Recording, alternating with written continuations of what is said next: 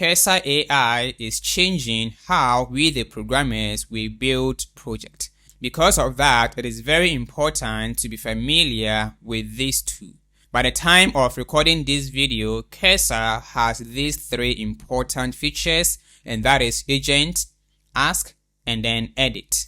If you get to Cursor AI, under chart we have agent, ask, and then edit.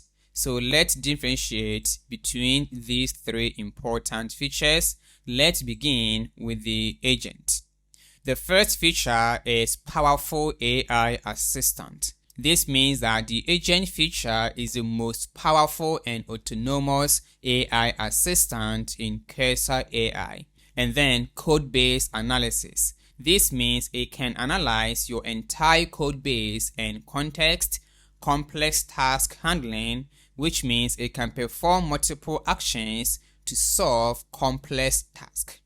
Multi-file editing. It can make multiple edits across files.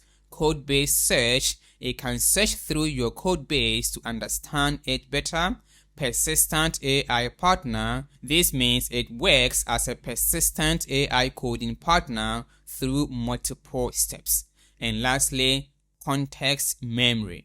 This means it remembers the conversation context and the previous actions. With this feature, with one prompt, we can build entire project. And one thing about the agent that amazed me is that in case it is generating the codes, first of all, it is going to run the project behind the scene and try to fix bugs before giving you the actual response. And this one gives us minimal errors when building projects. Mostly, I use the agent 99.99%. And that is it about the agent. The next feature is the edit.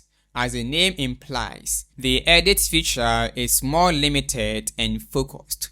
First of all, we have what is called the focused edit.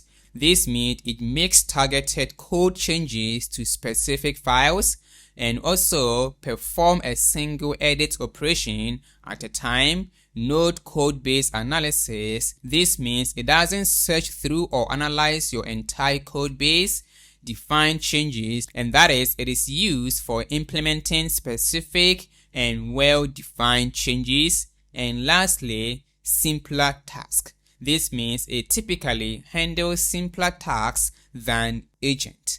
So mostly, like I said, use the agent feature, because for the agent feature, we can also perform these actions. And lastly, the ask. The ask feature is information only. And next point is that explanations and analysis. This one provides explanations, suggestions, and analysis. And next point is node code changes. This means that it can't make any changes to your code base. Then learning and planning. This one is used for learning, understanding, and planning. And lastly, guidance too. This means it is ideal for getting guidance without implementing changes.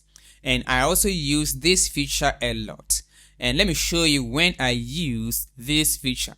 Let's say that I am building e-commerce application with a lot of features. I may have my roadmap. So let's say that for day one, I have implemented a certain part of my project. The next day, I might forget where to continue from. So for this one, I use the ask feature by saying that look through my project and tell me where to continue or where I ended the last time. Apart from this, let's say that the AI has generated a certain code. Then I'll ask the AI to explain that in case I want that. So now let's see the key differences here about agent, edit, and ask. Let's look at the scope. For the agent, it is entire code base and multiple actions. For edit, specific files and single edit. For ask, no code changes. Let's talk about the autonomous.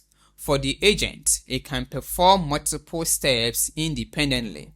For edit, performs one change. For ask, just provides information.